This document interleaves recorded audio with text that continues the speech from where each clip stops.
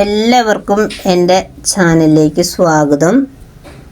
എല്ലാവരും ഈ വീഡിയോ ചിലപ്പോൾ ആദ്യമായിട്ടാവും കാണുന്നുണ്ടാവുക, ഈ ചാനലും ആദ്യമായിട്ടാവും കാണുന്നുണ്ടാവുക. അപ്പോൾ എല്ലാവരും ചാനലിനെ സപ്പോർട്ട് ചെയ്യാൻ മറക്കരുത് കേട്ടോ. നിങ്ങളുടെയൊക്കെ കയ്യിലാണ് എൻ്റെ ഈ ചാനൽ ഇരിക്കുന്നത്. നിങ്ങളുടെ സപ്പോർട്ട് ഉണ്ടെങ്കിലാണ് അത് മുന്നോട്ട് പോവുള്ളൂ. അപ്പോൾ ഞാൻ ഇന്ന് ഇവിടെ പറയാൻ പോകുന്നത് നമ്മുടെ പണ്ട് കാലത്ത് നടന്ന പെരുന്നാളും ഇപ്പോഴത്തെ പെരുന്നാളും കൂടിയിട്ടാണ് ഞാൻ ഇപ്പോൾ പറയാൻ ആഗ്രഹിക്കുന്നത്. പണ്ട് കാലത്തെ പെരുന്നാൾ എന്ന് പറയുന്നത് നമ്മുടെ മനസ്സിന് മനസ്സുകൊണ്ട് ഒരുപാട് സന്തോഷം, ഒരുപാട് ഒരുക്കങ്ങളും ഒരുങ്ങുന്ന ഒരു പെരുന്നാളാണ്. അപ്പോൾ അതിനെക്കുറിച്ച് ഞാൻ നിങ്ങൾക്കൊന്ന് പറഞ്ഞു തരാം. ആദ്യം നമ്മൾ പെരുന്നാളായി കഴിഞ്ഞാൽ ആദ്യം ചെയ്യുന്ന ഒരു എന്താണെന്ന് വെച്ചാൽ, കൊല്ലത്തിലൊരിക്കൽ നമ്മളൊരു കുമ്മായം പൂശും.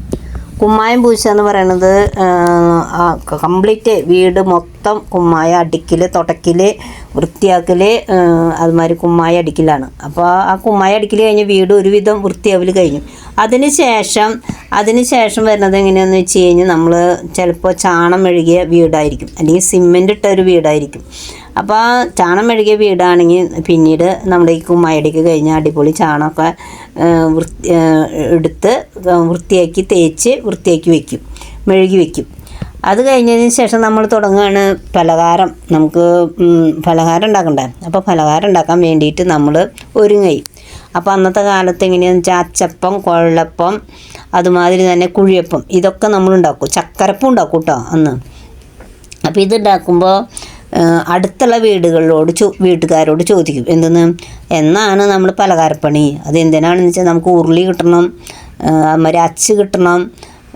പിന്നെ നമ്മൾ കുഴലപ്പം ഉണ്ടാക്കണമെങ്കിൽ പണ്ട് കാലത്ത് പാളയിലാണ് നമ്മൾ ഈ പൊടി നനച്ച് കുഴച്ചുണ്ടാക്കുക, പാളയിലാണ്. അപ്പോൾ അതുമാതിരി മുട്ടിപ്പലക കിട്ടണം, പിന്നെ നമ്മളൊരു ഇത് പരത്താളം വടി കിട്ടണം. ഇതൊക്കെ അങ്ങോട്ടും ഇങ്ങോട്ടൊക്കെ കൈമാറും. അപ്പോൾ സ്വന്തമായിട്ട് നമ്മുടെ വീടുകളിലൊന്നും ഈ സംഭവം ഉണ്ടാവില്ല. അപ്പോൾ ആരുടെയെങ്കിലൊക്കെ ഒരു വീട്ടിൽ എന്തെങ്കിലുമൊക്കെ ഉണ്ടാവും. അപ്പോൾ അതൊക്കെ അങ്ങോട്ടും ഇങ്ങോട്ടും കൈമാറിയിട്ടാണ് പരസ്പരം നമ്മൾ കൈമാറിയിട്ടാണ് ഈ പലഹാരങ്ങൾ ഉണ്ടാക്കുക. അതുമാതിരി ഉണ്ടാക്കാൻ ആ വീട്ടിൽ നിന്ന് ഈ വീട്ടിലേക്ക് വരും, ഈ വീട്ടിൽ നിന്ന് ആ വീട്ടിലേക്ക് പോകും, അങ്ങനെയൊക്കെയാണ്. അങ്ങനെ മനോഹരമായി അങ്ങനെ പലഹാരപ്പണി കഴിക്കും. അത് കഴിഞ്ഞതിന് ശേഷം നമ്മൾ ചെയ്യാൻ പോകുന്നത് എന്താണെന്ന് വെച്ച് കഴിഞ്ഞാൽ, നമ്മുടെ മിറ്റം വൃത്തിയാക്കും. പലഹാരം പണിയുടെ മുന്നേയായിട്ടും പിന്നെയായിട്ടും മിറ്റം വൃത്തിയാക്കുന്നവരുണ്ട്. എന്നുവെച്ചാൽ പെരുന്നാൾക്ക് അടുത്തു. അപ്പോൾ നമ്മൾ മിറ്റം, നിങ്ങളുടെ വീട്ടിലൊക്കെ പറയുക കൊട്ടോടി വയ്ക്കുക എന്ന് പറയാം. അപ്പോൾ ഈ തിണ്ടുകളൊക്കെ നന്നായി തേച്ച് മണ്ണുകൊണ്ട് നല്ലോണം തേച്ച് കളച്ച് തല്ലി ാണ് കൊട്ടോടി വയ്ക്കുകയാണ് ചെയ്യുക. ഒന്ന് അത്യാവശ്യം മിറ്റം നിങ്ങൾക്കുണ്ട്. അപ്പോൾ അത് അമ്മയാണ് ചെയ്യുക. കൊട്ടോടി വയ്ക്കുക എന്ന് പറയുന്ന പണി അമ്മയെ ചെയ്യുക. ചേച്ചിമാരൊക്കെ കളയ്ക്കാനായിട്ട് നിൽക്കും, മണ്ണിളക്കാൻ വേണ്ടിയിട്ട്. അങ്ങനെ കളമൊക്കെ വൃത്തിയായി കഴിഞ്ഞാൽ അപ്പോൾ നമ്മുടെ ഒരുവിധം പെരുന്നാൾ നമ്മുടെ വീട് ഒരുങ്ങി വന്നു. അതിന് കഴിഞ്ഞതിന് ശേഷം നമ്മൾ ചെയ്യുന്നതെന്ന് വെച്ചാൽ ഭക്ഷണ സാധനങ്ങൾ. അപ്പോൾ നമ്മുടെ വീട്ടിലെ കോഴീനെ വളർത്തിയിട്ടുണ്ടാവും, പിന്നെ നമ്മൾ കുമ്പളങ്ങ നട്ടിട്ടുണ്ടാവും, പിന്നെ വാഴ, കായ, ഇതൊക്കെ ഇട്ടിട്ടാണ് നമ്മൾ ഇറച്ചി മീനൊക്കെ വയ്ക്കുക. മാങ്ങ, ഇതൊക്കെ നമ്മുടെ വീട്ടിൽ തന്നെ ഉണ്ടായിരിക്കും. ഇതൊന്നും നമ്മൾ കാശ് കൊടുത്ത് അധികമൊന്നും വാങ്ങിക്കില്ല. പുഴയിൽ നിന്നുള്ള മീനായിരിക്കും, കൂട്ടിലുള്ള കോഴിയായിരിക്കും, പറമ്പിലുള്ള വാഴയായിരിക്കും. ഇതൊക്കെ ആയിരിക്കും നമ്മുടെ അന്നത്തെ കറികൾ. പക്ഷേ ആ കറി ഒരു കഷ്ണം ചിലപ്പോൾ കിട്ടിയിട്ടുണ്ടാവുള്ളൂ, ചിലപ്പോൾ 2 കഷ്ണം കിട്ടി അത്രയേ ഉള്ളൂ. പക്ഷേ അത് നല്ല ടേസ്റ്റിലാണ് നമ്മൾ തിന്നുക. അന്ന് ആൾക്കാർക്ക് ഇറച്ചി മീനാണ് വയറ് നിറച്ച്. അന്ന് അങ്ങനെയല്ല. അന്ന് കഴിക്കുന്നത് നമ്മൾ ചോറാണ്, ഭക്ഷണമാണ് കൂടുതൽ കഴിക്കുക. ചോറ് നന്നായി വയറ് നിറച്ച് കഴിക്കുക. എന്നാലും നല്ല ടേസ്റ്റോടു കൂടി അത് കഴിക്കും. അങ്ങനെ ഞാൻ പെരുന്നാൾ കഴിഞ്ഞ് നമുക്ക് അമ്പ് വരുമ്പോൾ നമ്മളെല്ലാവരും നേർച്ചയിടാൻ നമുക്ക് പൈസ, നമ്മുടെ അപ്പന്മാർ നേർച്ചയിടാൻ. എൻ്റെ അപ്പനൊക്കെ വീട്ടിൽ എത്ര ആൾക്കാരുണ്ടെങ്കിൽ അത്ര ആൾക്കാർക്കും നേർച്ചയിടാൻ പൈസ, അതിന് പ്രത്യേകം അപ്പോൾ ഒരുക്കി വയ്ക്കുക പൈസ. എന്നിട്ട് ആ പൈസ നിങ്ങൾക്ക് എല്ലാവർക്കും ആ പൈസ തരും, വീട്ടിലെല്ലാവർക്കും തരും പൈസ.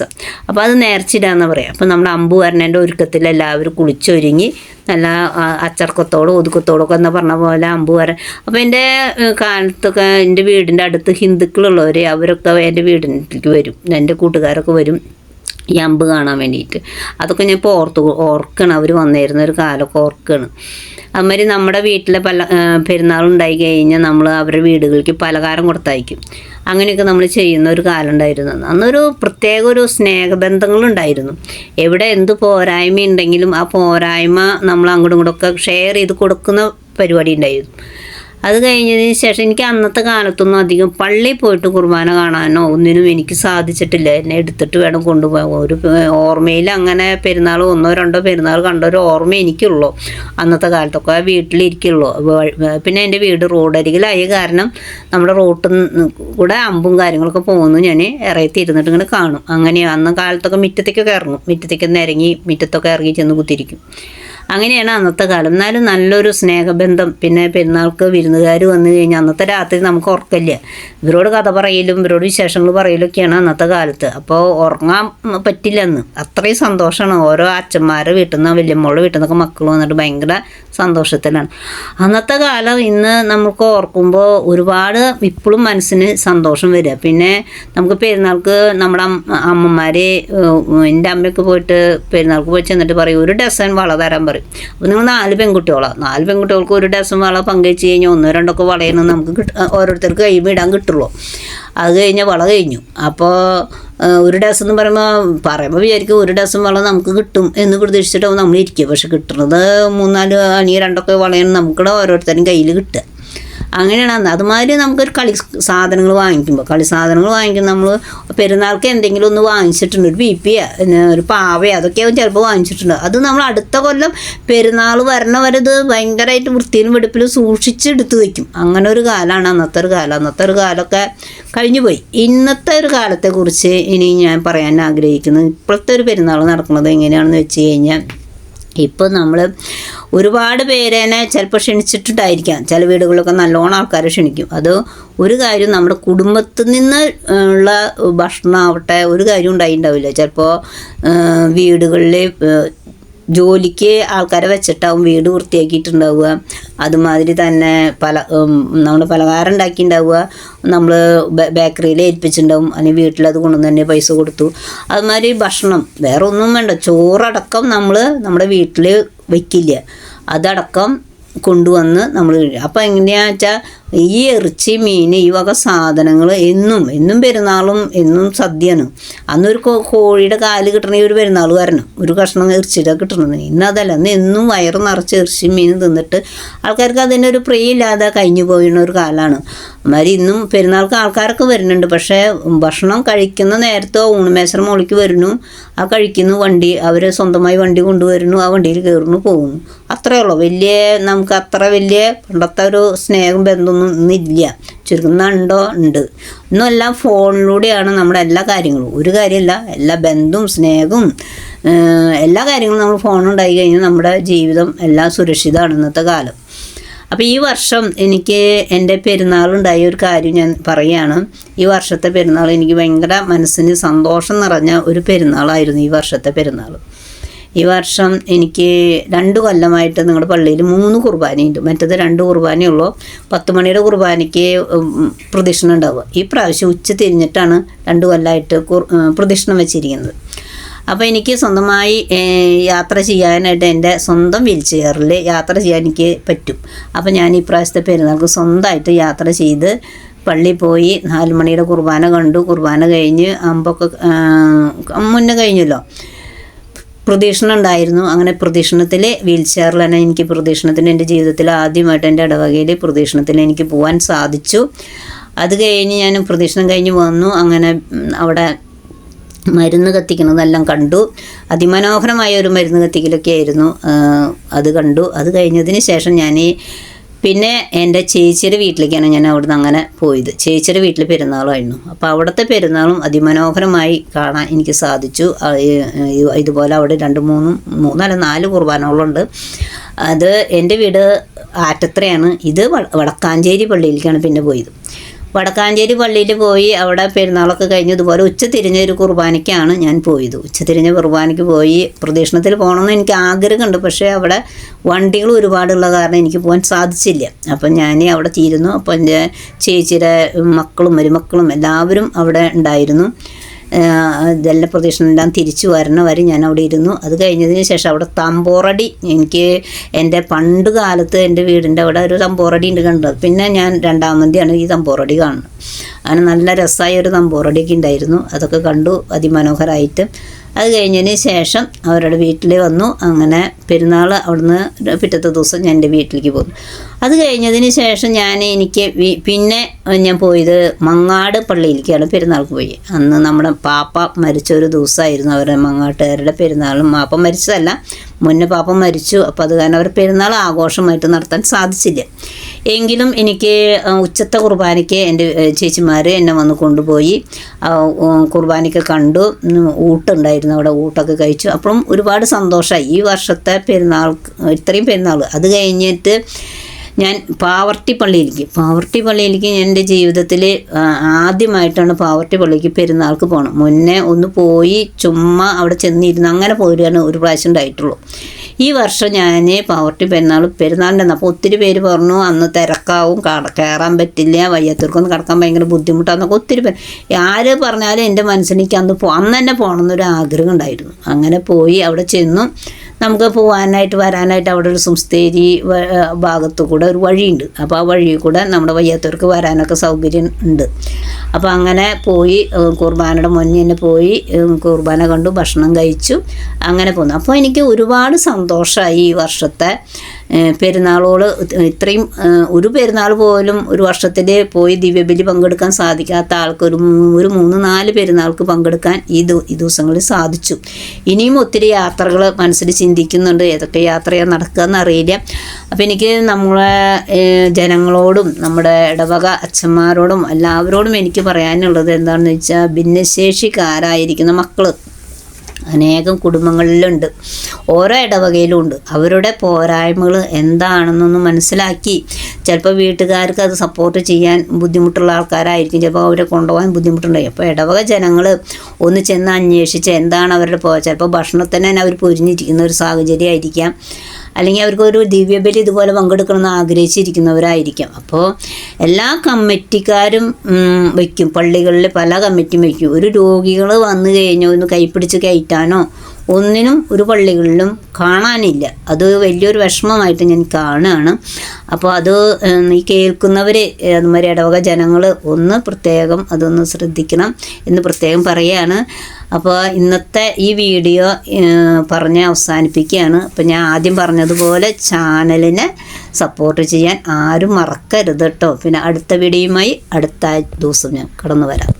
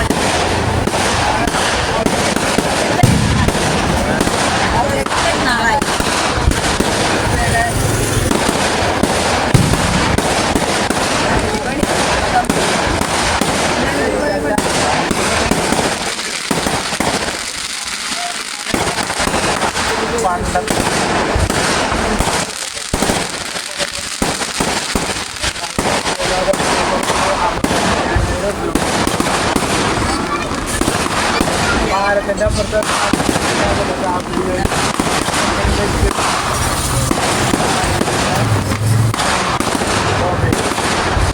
മകന് നല്ല പഠിക്കും ജോലി കാശിട്ട് വെച്ച്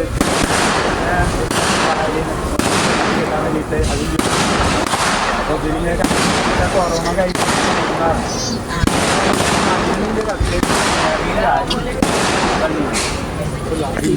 അറിയോ താമങ്ങലത്തെ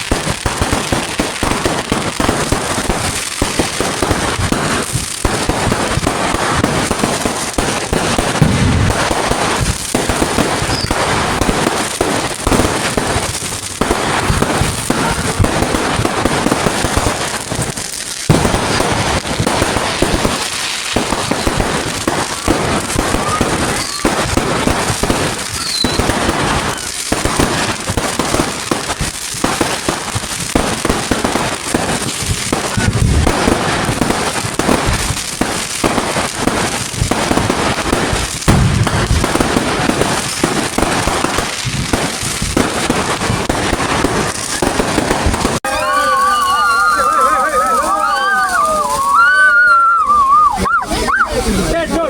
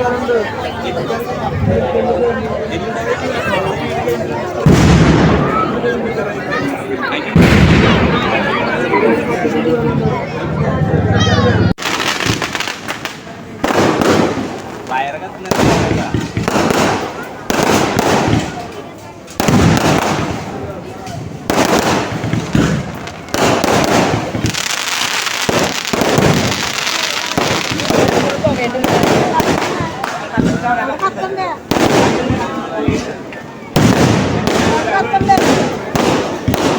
lỡ